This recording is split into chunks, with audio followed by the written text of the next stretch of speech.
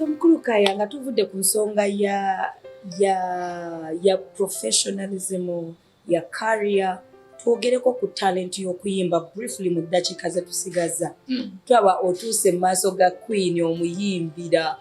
Banange amakuba ago ogafuna otya? We are talented mu kuyimba ewaffe.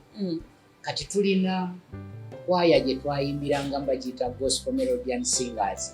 Omwami yali wa Kabubbu importers and exporters, yafa mwami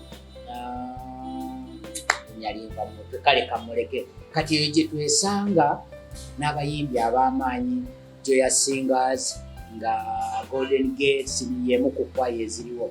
Tutandika fe okuyimba, abeera patroni waffe Mwami Sebunya n'abalala wetufunira Feibe Nasolo ne Mutowe Betty Mpologoma.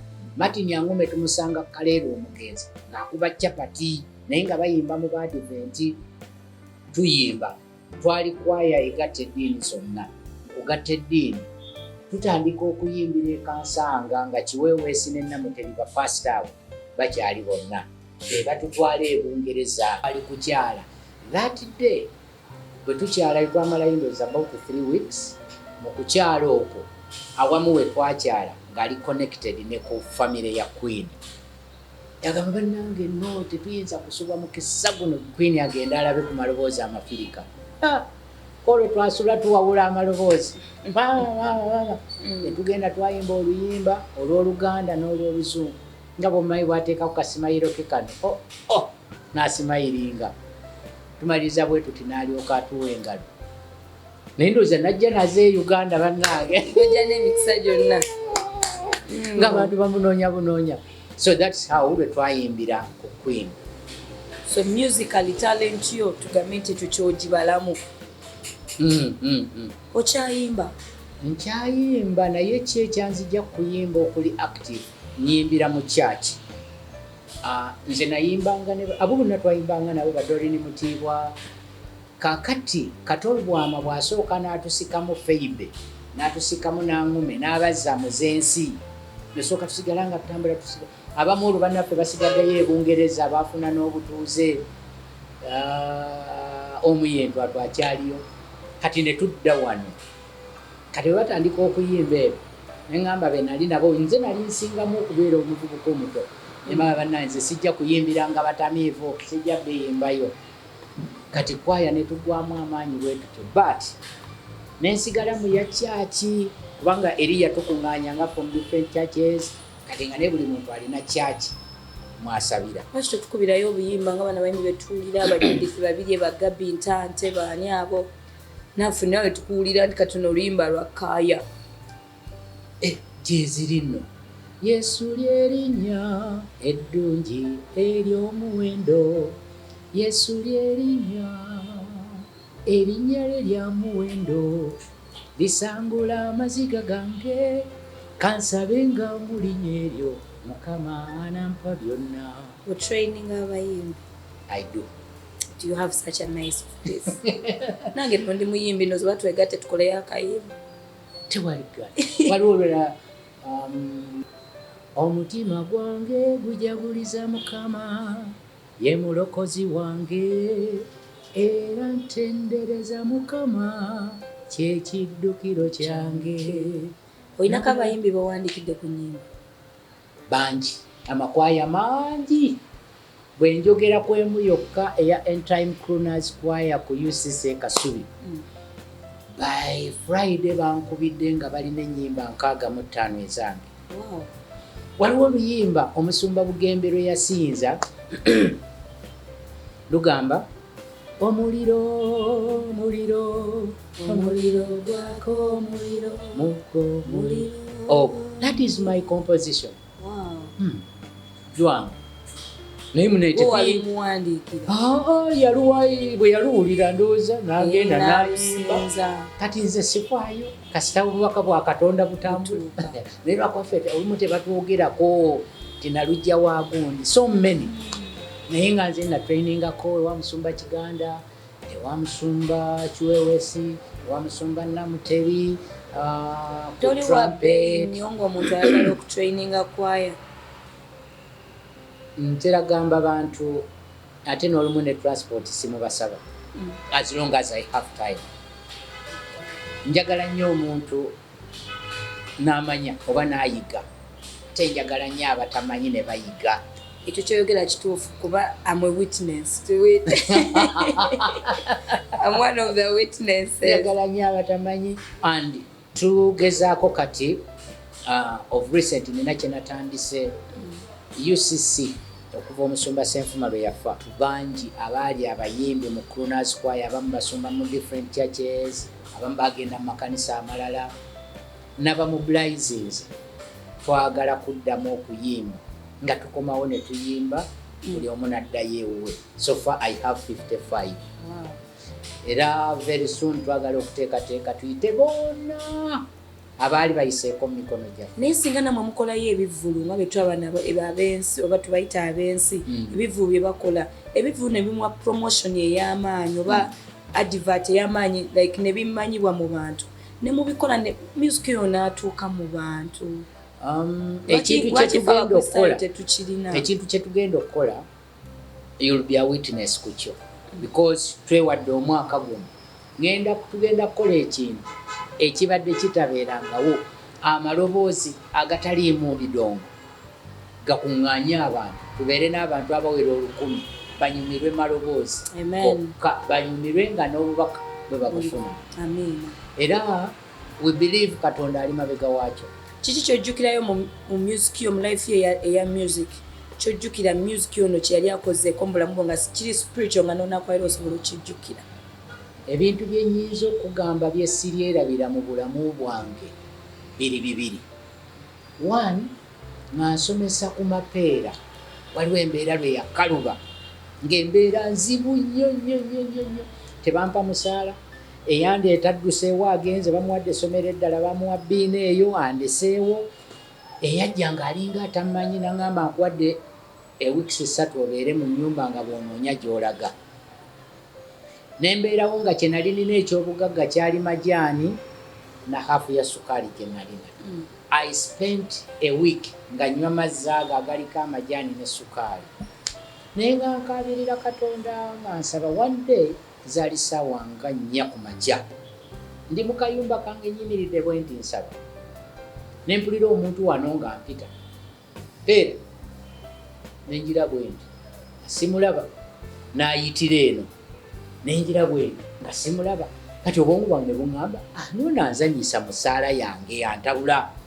Ne ŋŋamba kansigalewo bwe nti naŋŋamba ku ssaawa 9 ogenda kulaba omusajja agenda kukuleetera ebyokulya ne ssente ali mu ssaati ya bukuubo bwa light blue ne white. Ddoboozi ne lita obeera ng'oli mu mbeera ofuna ebyokweyogeza kati oba neeroosaloosa biki bino. In fact Bugembe teyagamba ne Yesu nakalaba oba aloota nange neenyenyanya nti mbadde ndoota. I'm telling you ku ssaawa 9 n'otulo twali tuntwaliriza pulira omuntu kokokoko nenvaayo omuntu gwe baŋŋambye namulaba nenvaayo ne mwaniriza ng'aleese enkota y'ettooke nampa n'akeetaano ng'omumanyi nga simumanyi nga naye aleese akagaali mu luggya waliwo meters nga 8 okuva ku lubalaza lw'ennyumba paka waleese akagaali. Bwampa ettooke ne ssente ninga akanyingiza ettooke lino emabega w'oluggi nkomewo mubuuza ani ampadde ettooke saddamu kulaba musajja n'olwaleero simanyi ettooke nalirya ne ssente nenzifuna namuŋŋoona. Ekyokubiri twali kyali wajjala nga tuyimba ne crooners choir limba sirirwerabira lugamba mu bwavu bwobwo teyasaba bugagga naye yamusaba amuzibula alabe bw'atyo n'amuyamba omusajja n'alaba.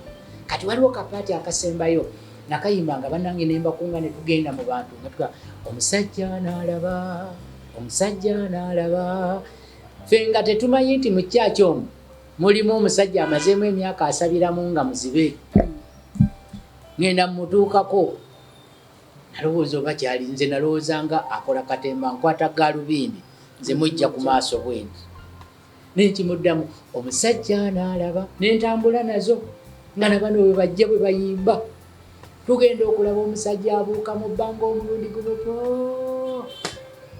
guess what nga amaaso gano nga galabye naye nga bwe namuggyako galubindi bonna mukyakire bakuba enduulu kubanga erimu lino lyalinga eryagwamu ensenke nga ate nalino lirina ekizibu nga talabira ddala omulabamu mwana atukoze ekyono bwe baalaba omusajja ng'abuuse mu bbanga kanisa yonna neeyiika mu maziga ne bakaaba naffe bennyini we couldn't believe ekyo nkyebaliza Katonda. Gwe nno omuyimbi wa gospel abaddeyo ali eyo obadde okimanyi nti okuyita mu kuyimba mu kusinza Katonda mu kutendereza mu kusinza okw'amazima kubagamba ayagala baba musinza mu mwoyo ne mu mazima obadde okimanyi nti osobola okubaako obulamu bw'omuntu bw'okyusa ekyamagero omuntu ky'omuwa just kuyita mu kuyimba mu kusinza na kutendereza so oba oli eyo ng'oli muyimbi kyongeremu amaanyi Bayibuli oba ogisoma gisomere ddala oba okkiriza ddala kyokola mukulu teyatuwadde ekyamagero kuyita mu kuyimba omusajja n'alaba omusajja n'alabira ddala kuva mu luyimba nekifuuka ekyamagero ekibuzo kimu ekisembayo obusirikale obuviiramu ki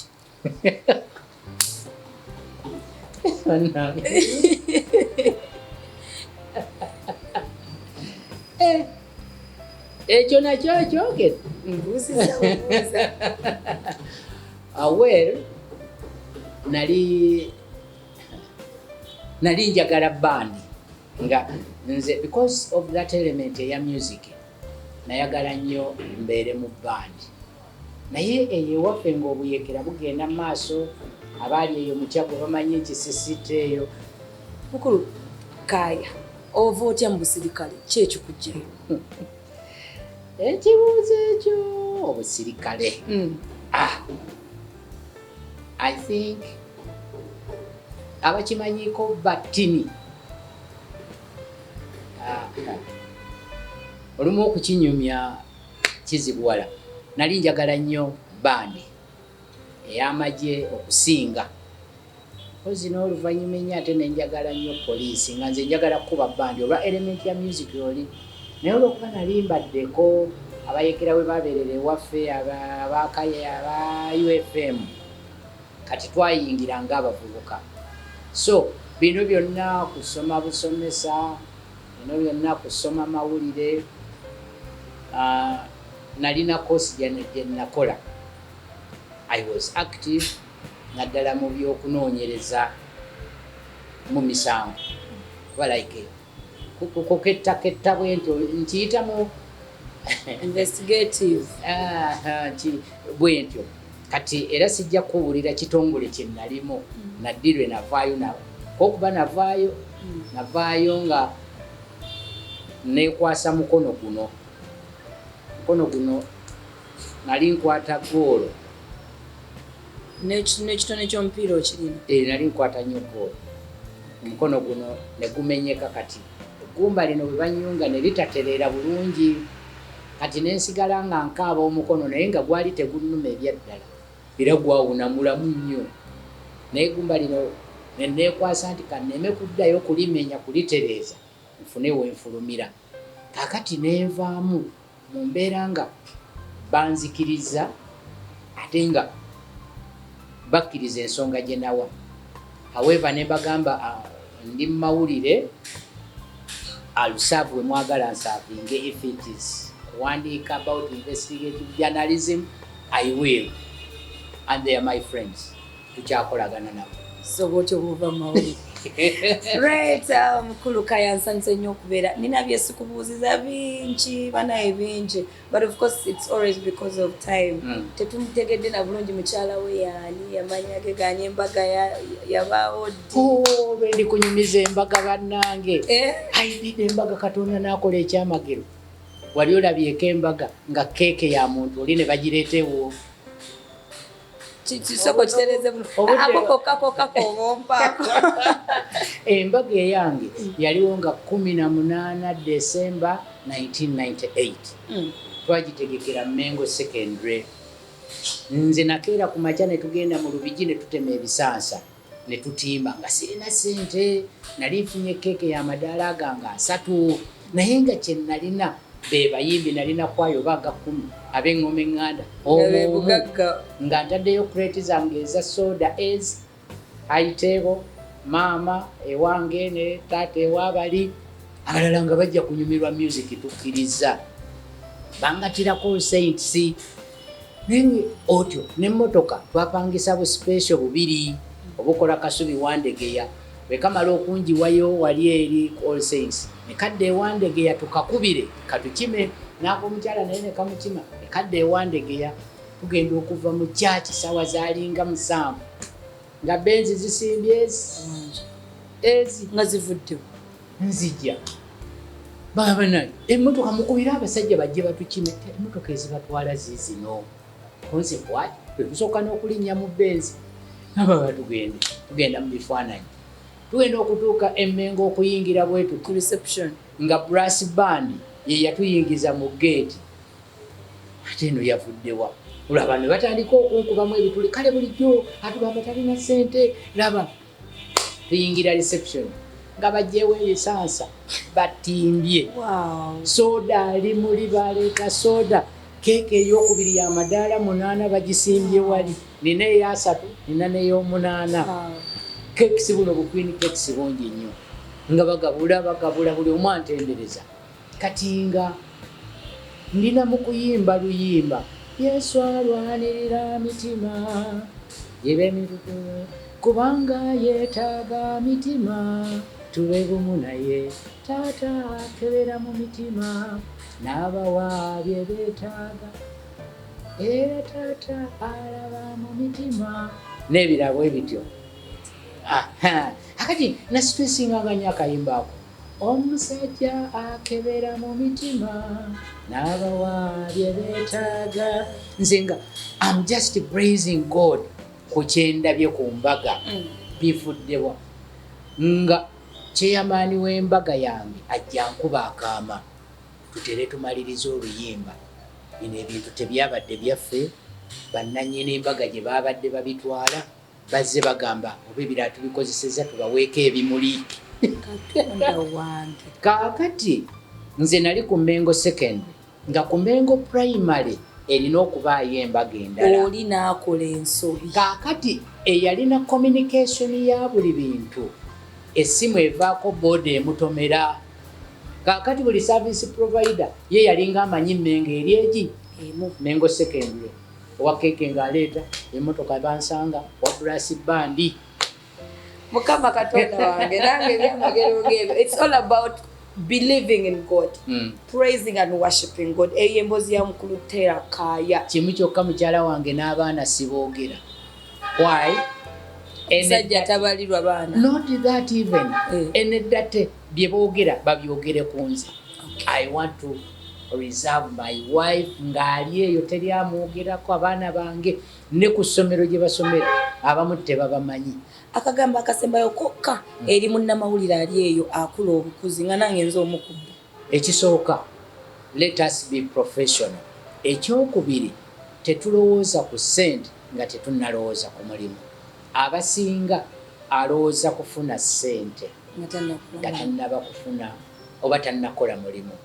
Nze navuga emmotoka yange eyasooka nga ndowooza mu mwaka gwa 2016 naye nga nabeerangawo ne baŋŋamba oli serebu tolina mmotoka emmotoka kyeki naye kye nasinganga okukuza gwe mulimu gwange omulimu kasita ogukulembeza and quality work yereeta emmotoka ate eri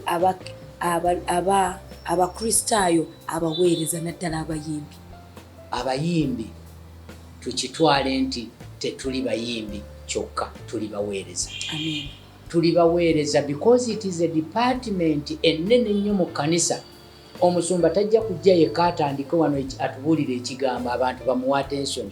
Naye omuntu musooka ne mutendereza ne musinza ne muddamu agenda okusanga ekisibo nga kirina level wekiri era ojja okyegendereze singa okusinza n'okutendereza kugaana n'omusumba waliwo ebigootaana.